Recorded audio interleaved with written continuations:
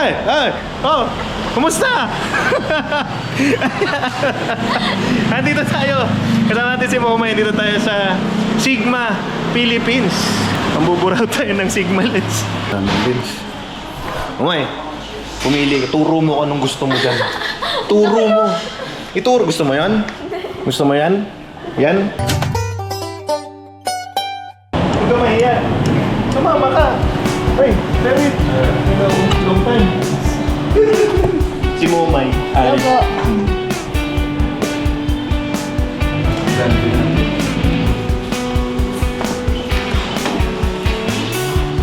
So, check it out. Ang daming lens, oh.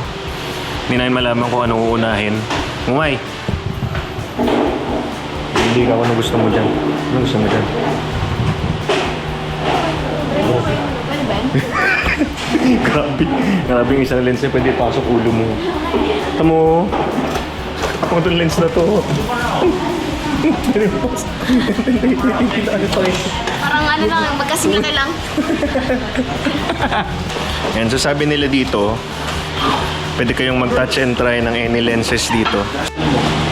Yan, may bigay sa ating ano, poster. Oo nga, dito ako. Ano mo? Ayan, ayan. O, diba? Hanip. Ayun, may pa-poster agad. Yan na to, panghataw kay Momay. Ha? Panghataw sa'yo. Kasi Momay, papiliin natin.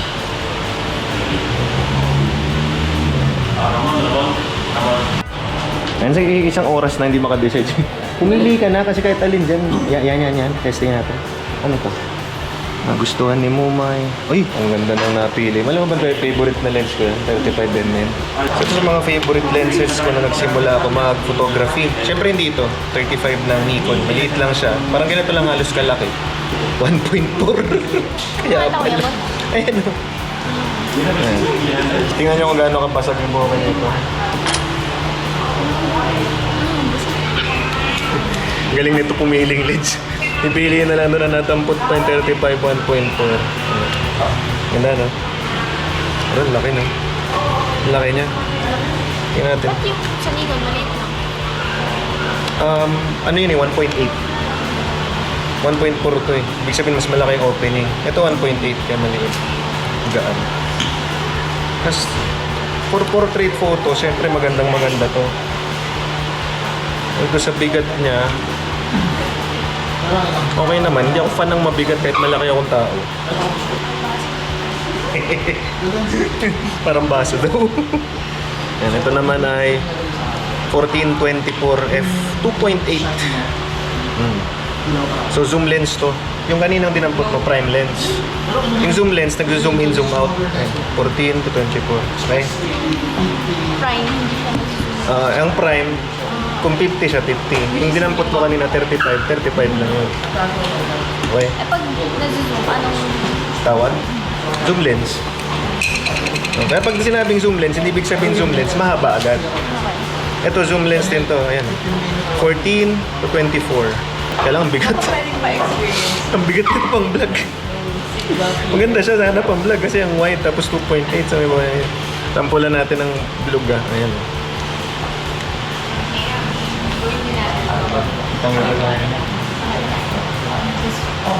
What's up, guys?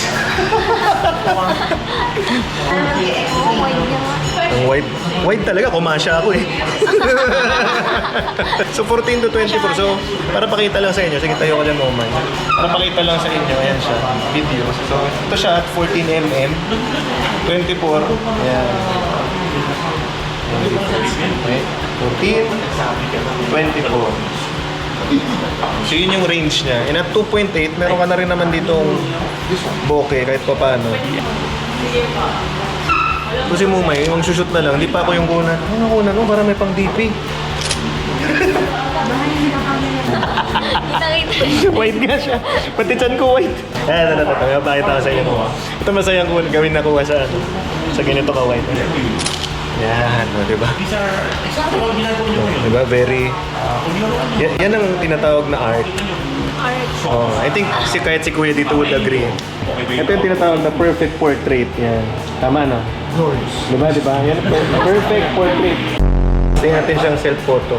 Dapat may camera mo, sabihin mo lang kita na macho na po ka.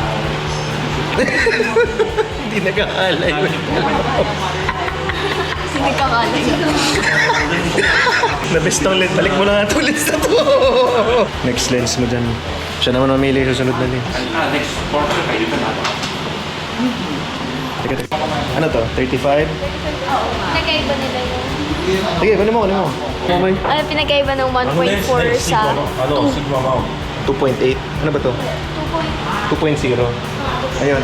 Ano sabi ko kanina? pagka mababa, mas malaki yung Butas. butas. Okay. So ano mas malaki butas? Ito yung isa.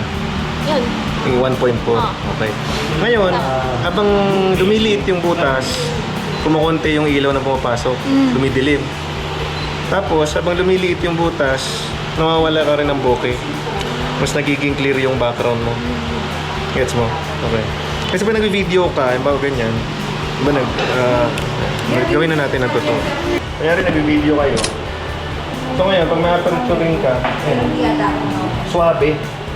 Pwede mong padilim ba? Naka-tripod ka naman, di ba? Pwede mo siyang i-adjust. Suabe siya i-adjust. Kasi meron na yung aperture ring dito. Ayan. So, hindi mo siya kailangan gano'n eh. So, silent din siya. Hindi masyado. Pag bigla, may tunog. Meron pa rin gano'n. Pero, personally, umilig ako sa lens na may aperture ring. Nung panahon ng Nikon, ang dami nating lens na may aperture ring. Binili ko siya dahil may aperture ring sila. Dito na pinili na. Dito. Oo, pwede ka na mag-adjust dito. And ganyan dati, nung unang panahon. And so ito F2. And move forward tayo. Punta tayo sa... Para exage, F8. Yeah. So, kaya tayo, naka 1.8, tapos magaan. Eh, alam niyo naman ako, hindi pagkain, street photography. So, gusto ko magaan. Kasi may katamaran din naman tayo. Ito medyo mabigat, pero not enough naman yung bigat niya para ma-turn off ako. Napakaganda ng kuha. Siyempre, mabilis din siya mag-focus. Okay ito. And I think, hindi ko alam, wala akong idea sa price niya, wala naka-display dito. So, ayan niya na yung price. Basta gusto niyo yung kuha, kung niyo napansinin yung price, utangan niyo yung kapitbahay. And, pakita rin tayo para sa mga may APS-C, no? So, testing natin to lens nila for crop sensor naman. Nasabihin, puro na lang full frame. Tinetesting mo, Kuya Ramon. Tingnan natin kung makatayo ako, So, this is for APS-C, for crop sensor. Ang ganda, liit. So, siya mas maliit ng konti. Pero ako, meron siyang special place sa puso ko. Kaya gusto ko pa rin magkaroon ng crop sensor camera. Although, ang gusto ko naman dito sa A7 III, pag sinaksakan mo siya ng crop lens, automatic naman siyang ka-crop mag-isa niya yan. So, naka-crop mode tayo. This is a crop sensor lens. Testingin din natin siya. Ay, maganda pala. Ang liit. 1850 pero 2.8. Pero ang liit oh. Naalala mo yung ginagamit mo? Na Sigma rin. Yung sa Nikon. Dati nila natin. Ever since Nikon pa, fan na rin talaga tayo ng Sigma. Ano din siya? Ganit, basically, ito rin siya. 1850 2.8. Pero ito, tingnan nyo sa may for mirrorless kung gaano nakaliit. Ang gaan. Constant aperture din siya. Ano meaning ng constant aperture? Kahit i-zoom in, zoom out mo siya, it will remain at f2.8. So, testingin natin sa mumay. Tayo. Ayan, dala. So, 18mm. Tapos, 50mm. Nakarapin mo ka. So, yan po yung zoom niya. Wide rin siya. Boom. 50. Pero naka-crop mode ito ngayon ha. Kung naka-crop mode. Pero ako okay lang eh. Hindi kasi ako maarte kung crop o o full frame. Ewan ko, hindi ako masyado particular. Okay lang sa akin mag-crop mo.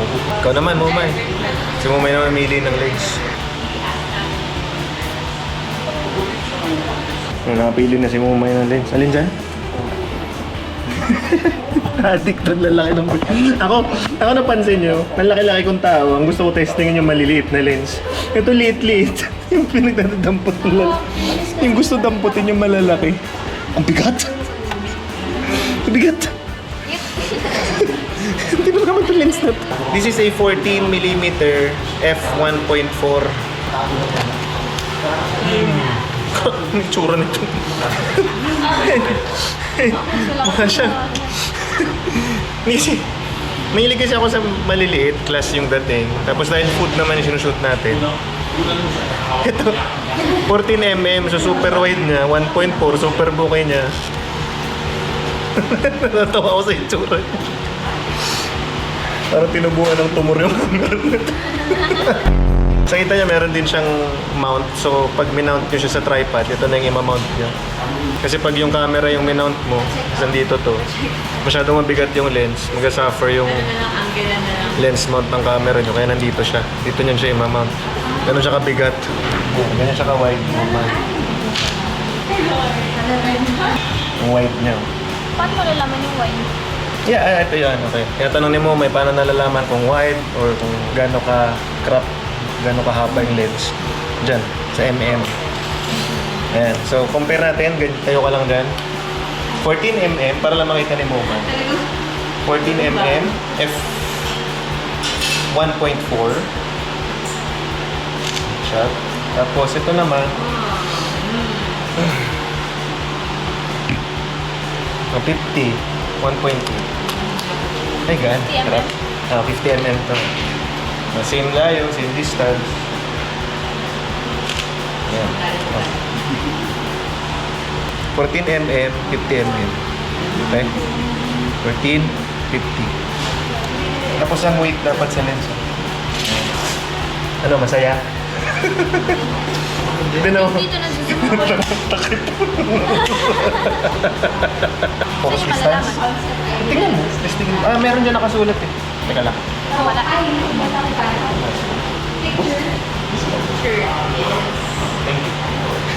Ginagawa mo. Tinitignan ko kung Tingnan mo kasi yung Vincent pabilog. Baka tumama. Balik na natin ito. Nangangangalay mo mind. Huwag ka na pumiling lensa. Joke lang. Oops, tayo naman pipili. Pero balik muna natin.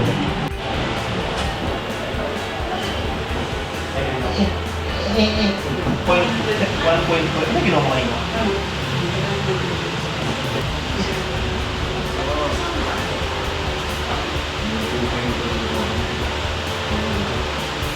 Ang butas. Ayan. Very versatile lens din for full frame. 2870 f2.8 DGDN. From Sigma, of course. Para sa ano? Para sa isang zoom lens na 2.8. Okay din yung size niya. Okay yung bigat niya. For me, I think iniisip ko kasi gagamitin nyo to for events. Para versatile siya at 28. Pwede kayo mag-zoom in sa 70. So, it's not heavy enough na makagulo sa gimbal nyo. Kung kakabit nyo siya sa gimbal. Yung gumaganon-ganon. So, habang nag-shoot kayo, pwede nyo siyang i-zoom in, zoom out. Yeah. So, this is a full frame lens. So, f2.8 siya. Testingin natin kay Momay. Yung Momay tayo. Ito yung pang full. Ito yung katumbas ng kung naka-crop sensor ka, pang event mo 1850, 2.8 sa full frame most of the time, pero nasa inyo yun. Most of the time, they go with 2870 for full frame. F2.8. Tapos, sa zoom in, 50mm. Kung magkakaroon ako nito, ito yung tatawagin kong refrigerator lens.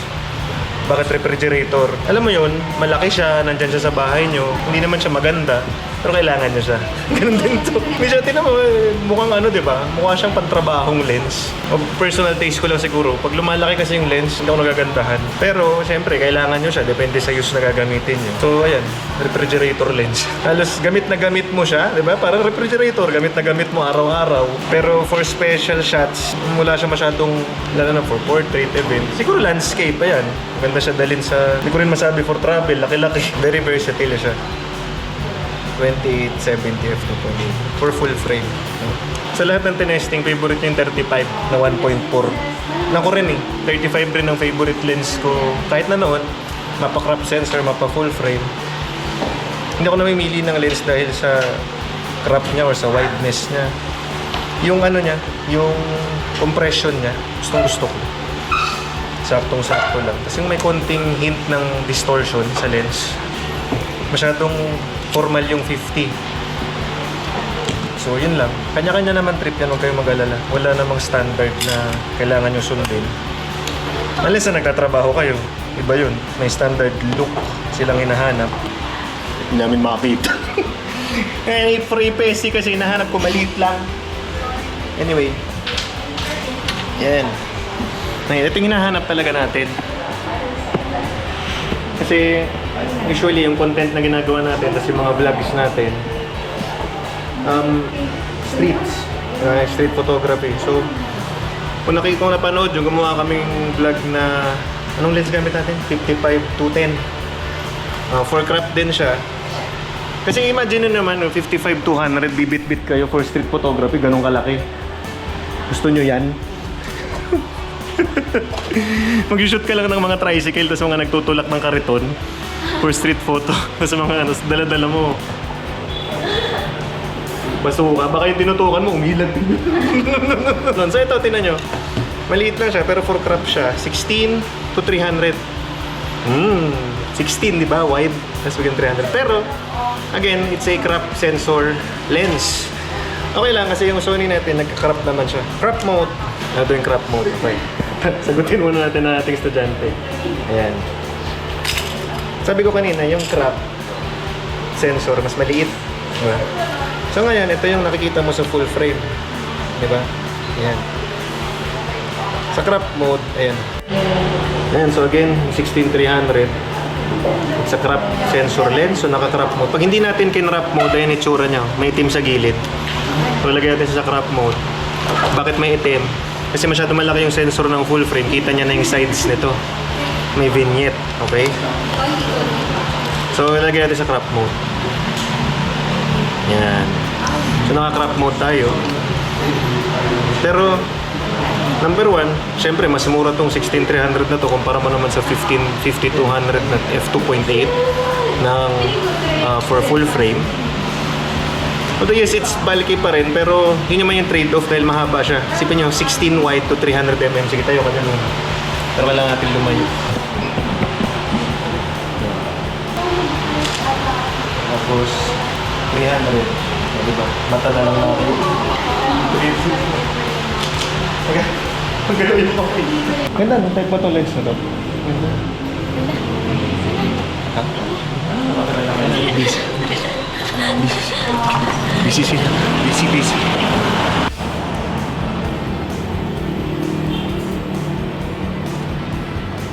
Sabi ni Mumay, favorite niya yung 35 1.4. Ba't gusto mo yung 35 1.4, Mumay? Wait lang. Pakita ko to. Kasi dito, bokeh oh. Di ba? Ito yun. 35mm. Hindi pa ako sure eh. Akala ko kaya mo gusto kasi maganda yung kuha sa mukha mo. Oo, plus yun. Eh, syempre nga naman kabibili. Ba't ka nga naman mabibili ng lens kung pangit kuha sa mukha mo, di ba? Ayun, sa wakas nakapag-decide din si Mumay sa dinami-dami nating pinagpili ang lente. Praise the Lord, di masyadong mahal yung pinili.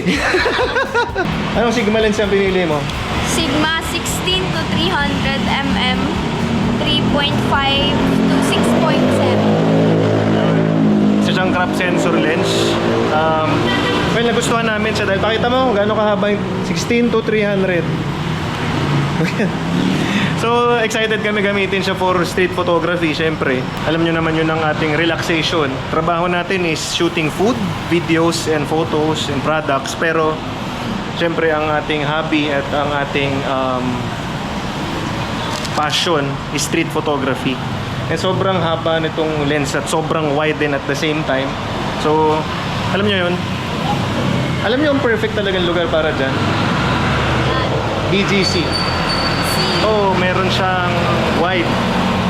Na-testing natin yung wide for cityscapes. Tapos yung mga details ng buildings, tapos mga details ng kalsada at 300mm. So, punta tayo sa BGC.